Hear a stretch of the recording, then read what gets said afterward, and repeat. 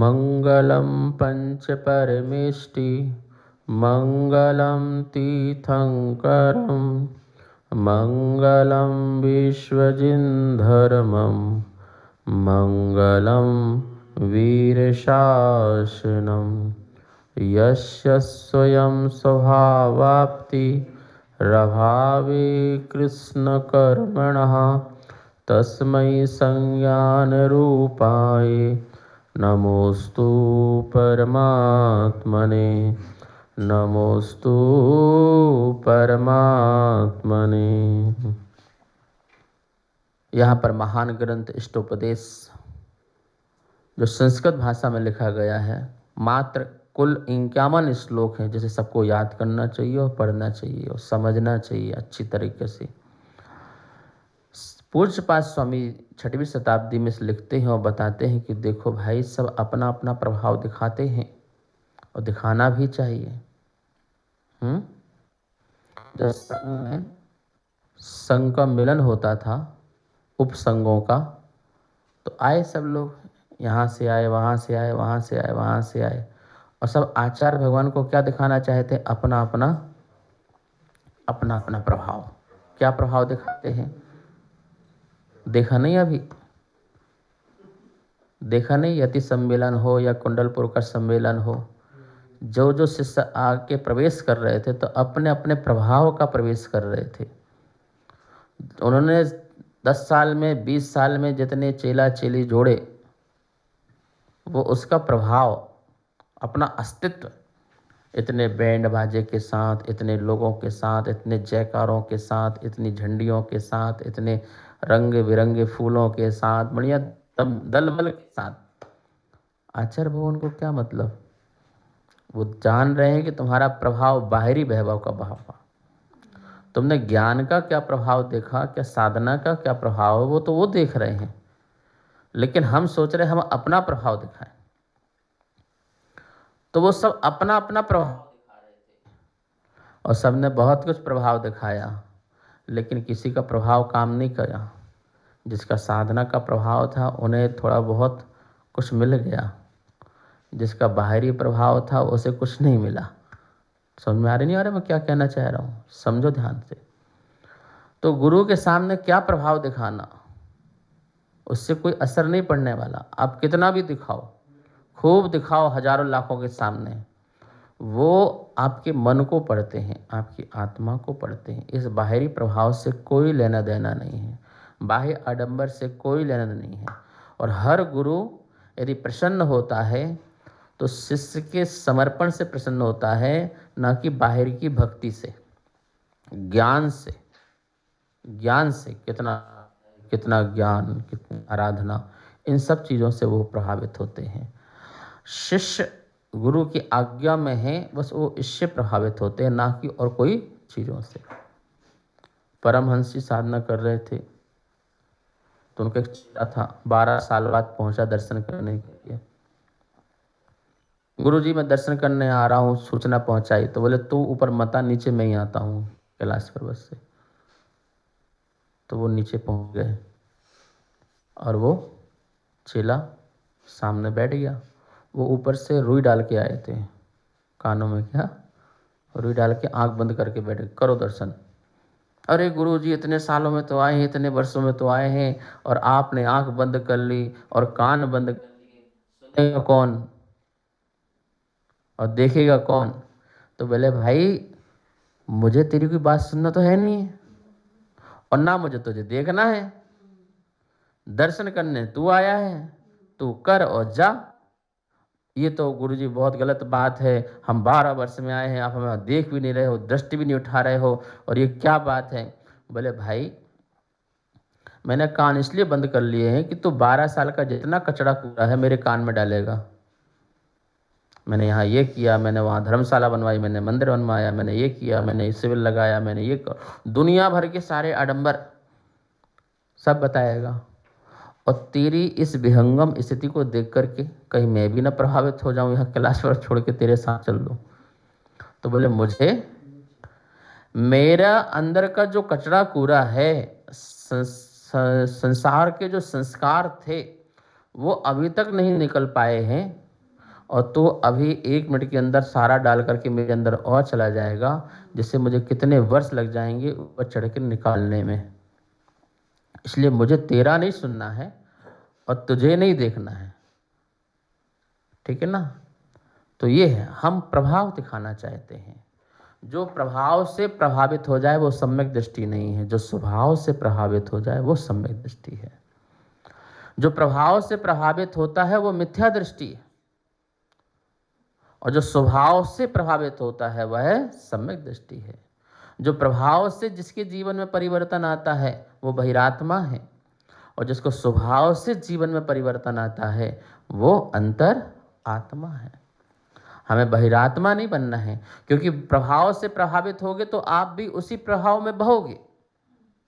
जैसा बह रहे हैं उसी प्रभाव में बहते जाओगे, तुम्हारा संसार बनेगा। लेकिन जो स्वभाव से प्रभावित होगा वो उसके प्रभाव में नहीं बहेगा, वो अपने स्वभाव में बहेगा, अपने ज्ञान में बहेगा, अपनी श्रद्धा में बहेगा, अपने चारित्र में बहेगा। उसका कंट्रोल स्वभाव वाले का प्रभाव वाले के पास नहीं होगा, उसका कंट्रोल अपने स्वभाव में होगा, अपने निज हाथ में होगा, निज परिणाम में होगा, निज कर्म में होगा।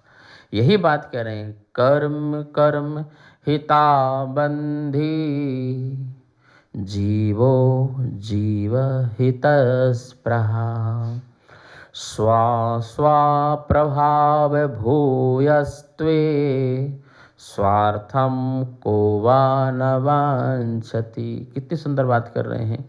संसार में ऐसा कौन है जो अपना स्वार्थ सिद्ध नहीं करना चाहता? तो कर्म बोल रहा है, पर हम भी अपना स्वार्थ सिद्ध क्यों ना करें? हम भी अपना परिवार क्यों ना बढ़ाएं? हम भी अपना प्रभाव क्यों ना दिखाएं? तो बोले हम भी अपना प्रभाव दिखाएंगे। तुम क्या समझते हो?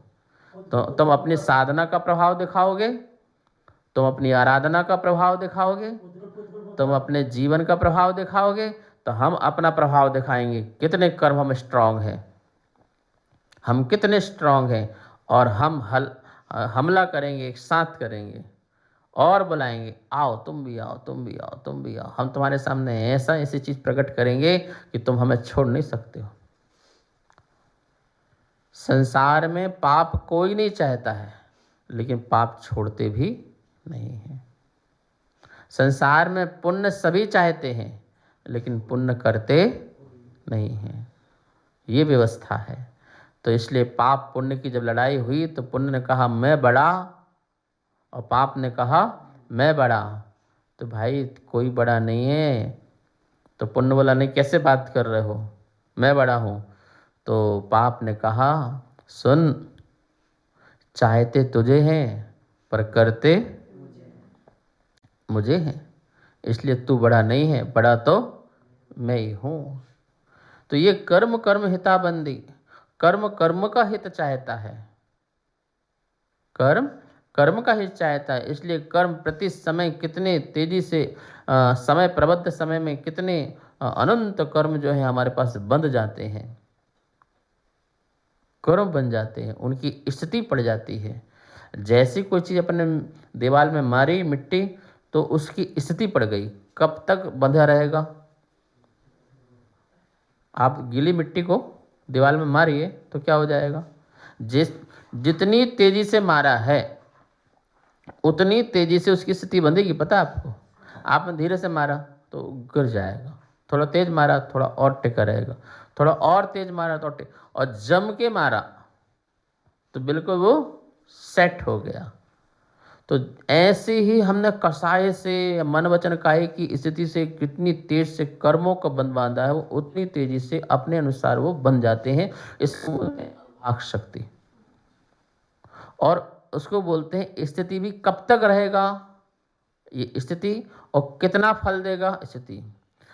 धीरे से मारोगे तो थोड़ा सा खरोच करके निकल के गिर जाएगा, और तेज करके मारोगे तो वहाँ का जो पेंट है ना, वहाँ का जो चूना है जो है ना, जब भी निकलेगा तो क्या करेगा माता जी, उसको वहाँ से साथ निकलेगा। क्योंकि जब कर्म जब जाएगा तो डैमेज करके जाएगा।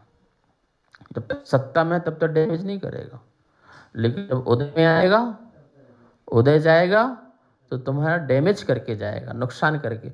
अब सोचो कि थोड़ा थोड़ा करके जाएगा वो, तो ऐसी कर्म की स्थिति बन गई 100 साल। 100 साल की स्थिति बन गई तो हर एक एक मिनट में कर्म उदय में जा रहे हैं, निकल रहे हैं। तो जब तक एक एक जा रहे हैं तो क्या कर रहे हैं, आपको डैमेज डैमेज करके जा रहे हैं। 1 साल तक कंटिन्यू आपको डैमेज कर देगा, लास्ट में पूरा उखाड़ के जाएगा। आपको दिखना प्रारंभ हो जाएगा, ओहो इतना डैमेज हुआ था, हमें तो पता ही नहीं चला, इतना नुकसान हो गया, बहुत नुकसान हो गया। ऐसे ही आत्मा का बहुत नुकसान होता है जब कर्म बन जाते हैं। तो कर्म कर्म हिताबंदी, कर्म कर्म हिताबंदी और जीवो जीव हितस्पृहा, वही कर्म कर्म जो है पुद्गल कहलाते हैं। संसार में पुद्गल पुद्गल का उपकार करता है। क्या करता है? पुद्गल पुद्गल का उपकार करता है। शरीर वांग मनः प्राणायाम पुद्गला नाम, सूत्र पढ़िए तत्वार सूत्र में। शरीर भी पुद्गल है, वांग भी पुद्गल है, मन भी पुद्गल है। ठीक है, शरीर वांग मन प्राणायाम, प्राणा जो प्राणायाम है, स्वच्छ श्वास है, ये भी क्या है? पुद्गल है। तो पुद्गल पुद्गल का उपकार करता है। श्वास लो तो इस शरीर की स्थिति बनी हुई है, श्वास नहीं लो तो शरीर भी चला जाएगा। बर्तन गंदा है तो बर्तन भी पुद्गल, और बर्तन से जो मांजा जाता है वो भी पुद्गल, जिससे धोया जाता है वो भी पुद्गल। तो पुद्गल किसका कर रहा है? पुद्गल का उपकार कर रहा है। भोजन क्या है? जीव रहित पुद्गल है ना, जड़ है ना। भोजन क्या है? जड़ है कि नहीं है? जड़ पदार्थ है कि नहीं? जड़ पदार्थ। और शरीर क्या है? जड़। जड़ ने जड़ को खाया, पुद्गल ने पुद्गल को खाया। ये शरीर तुम्हारा हष्ट-पुष्ट किससे रहता है? बढ़िया रसगुल्ले खाओ, मीठा खाओ, नमक खाओ, घी खाओ, सब्जी फल फ्रूट्स, ये सब तुम खा पी रहे हो, ये सब क्या है? चेतन है कि अचेतन है? पुद्गल है। क्या है ये? पुद्गल है। और शरीर भी क्या है? पुद्गल है। तो कर्म कर्म हिताबंदी, पुद्गल से पुद्गल का उपकार हुआ। खाना पीना बंद कर दो, खाना पीना बंद करो, बिल्कुल आज से तेल लगाना बंद करो, खाना पीना बंद करो, शरीर क्या हो जाएगा? बिल्कुल मुरझा जाएगा। नो कर्म का उपकार नो कर्म से होता है, ये नो कर्म है। और संसार में जितना दिख रहा सब ये नो कर्म है, और नो कर्म का उपकार नो कर्म से हो रहा है। आप कपड़े पहने हो तो इसका उपकार नहीं हो रहा है क्या? आपको ठंड नहीं लग रही है, गर्मी नहीं लग रही है, धूल मिट्टी नहीं लग रही है, तो इसका उपकार कपड़ों से भी हो रहा है, भोजन पानी से भी हो रहा है। ठीक है ना, ये भी नो कर्म है। आँख भी नो कर्म है। तो नो कर्म का नो कर्म से क्या हो रहा है? उपकार हो रहा है। तुम्हें सुनाई नहीं देता, क्या लगाते हो? मशीन लगाते हो। तो नो कर्म का नो कर्म से उपकार हो रहा है। भोजन पानी से शरीर का स्थिति बनी हुई है, प्राणों की रक्षा हो रही है। तो प्राणों की रक्षा भी जो निष्प्राण है उनसे हो रही है। किससे हो रही है? जो निष्प्राण है, निष्प्राणों से तुम्हारी प्राणों की रक्षा भी हो रही है, तो वो भी पुद्गल का पुद्गल से उपकार हो रहा है। तो कर्म भी पुद्गल है। कर्म कर्म हिताबंधी, जीवो जीव हितस्पृहा, और जीव का उपकार जीव से होता है। जीव का उपकार अजीब से नहीं हो सकता कभी भी। हाँ, जीव का उपकार जीव से होता है। भगवान वाणी हमको सुना रहे हैं, गुरु आपको वाणी सुना रहे हैं, ठीक है ना, और आप उसको सुन रहे हो और सुन करके अपना कल्याण कर रहे हो। तो जीव का उपकार किससे हो रहा है? जीव से हो रहा है। तो जीव मतलब आत्मा जीव को हित की इच्छा चाहता है, जीव जीव का हित चाहता है। आपके बच्चे हैं तो आप बच्चे का हित चाहते नहीं चाहते हो? गुरु है तो शिष्य का हित चाहते नहीं चाहते हैं? भगवान हितोपदेशी है, हितोपदेशी हैं। वो हित का उपदेश देते हैं क्योंकि वो चाहते हैं कि संसार के समस्त जीव का कल्याण हो, समस्त जीव का उद्धार हो। इसलिए जीव जीव का हित चाहता है और पुद्गल पुद्गल का हित चाहता है। कैसे? परस्पर ग्रहो जीवानाम, क्या सूत्र है? परस्पर ग्रहो जीवानाम अन्नोण व्यारेण जीवाणाम। प्राकृत में बोलेंगे तो अन्नोण व्यारेण जीवाणाम। इसमें आया ये कार्तिक परीक्षा में। परस्पर को जीवन में तत्वार सूत्र में, और ये सब भगवान की वाणी में आया, महावीर की वाणी में आया। एक दूसरे का उपकार करना ये जीव का काम है। जीव जीव का हित चाहे, जीव जीव का उपकार करे और पुद्गल पुद्गल का उपकार करे। तो स्वार्थम को न वांछति स्व स्व प्रभाव भूयस्त्वे। अपने अपने प्रभाव के होने पर कौन सा व्यक्ति अपना स्वार्थ हित नहीं चाहता है, ये बताया जा रहा है। कौन सा व्यक्ति अपना स्वार्थ नहीं चाहता है, ये बताया जा रहा है। तो संसार में हर व्यक्ति अपना स्वार्थ चाहता है। तो कह रहे हैं, हे भले प्राणी, फिर तो अपना स्वार्थ सिद्ध क्यों नहीं करता? तो भी अपना स्वार्थ सिद्ध कर। बोलो स्व अर्थ, स्व अर्थ, अर्थ मतलब प्रयोजन, स्व मतलब अपना। जहां अपना ही प्रयोजन हो उसका नाम कहलाता है स्वार्थ। स्वार्थी, क्या बनो? स्वार्थी बनो, अपने ही प्रयोजन करने वाले बनो, अपना ही हित करने वाले बनो। क्योंकि संसार में स्वार्थी है, तो हमें भी अपना स्वार्थी बनना चाहिए। क्या स्वार्थी बनना चाहिए? अनासक्त जीवन जीना चाहिए। फिर हमें पुद्गलों को ग्रहण नहीं करना है, क्योंकि पुद्गलों को ग्रहण करके हम तो पुद्गल का उपकार कर रहे हैं। फिर हमें तत्व को ग्रहण करना है, हमें ज्ञान को ग्रहण करना है, हमें साधना को ग्रहण करना है, और जो बुद्धि पूर्वक पकड़ रखा था अब उसको त्याग करने का भाव रखना है, संयम और समता का भाव रखना है। इसी से ही जो है अपना स्वार्थ सिद्ध होगा, अपना स्वयं का स्वार्थ सिद्ध होगा।